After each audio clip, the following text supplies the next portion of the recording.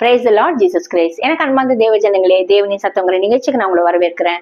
ஆண்டவருக்கு நான் மிகவும் மனதார நன்றி சொல்றேன். என்னோடு கூட யாத்திராகமம் 3வது அதிகாரம் 14வது வசனம்.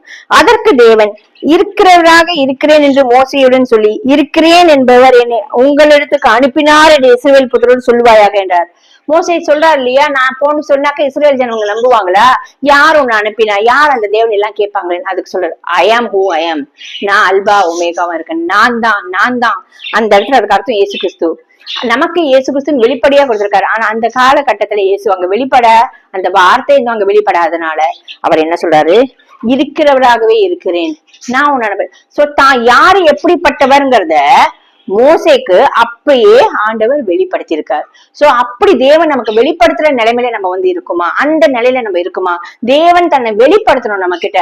அவர் எப்படிப்பட்டவரா இருக்கார், அவர் என்னவா இருக்கார், அவர் யாரா இருக்கார், அதை நம்ம பார்க்கணும், நம்ம உணரணும், அதை அனுபவிக்கணும். அந்த நிலைமைக்கு நம்ம வருதுதான் அடுத்த லெவல் ஆஃப் இன்டிமெசி. சோ வாங்க நம்ம அந்த நிலைமைக்கு போறதுக்கு நம்ம ஜபிப்போம். தேவன் தன்னை வெளிப்படுத்தணும், நம்ம ஜபிப்போம். எங்கள் அன்பின் பரலோக தகப்பனே, உண்மை துதிக்கிறோம், ஸ்தோத்தரிக்கிறோம்ப்பா.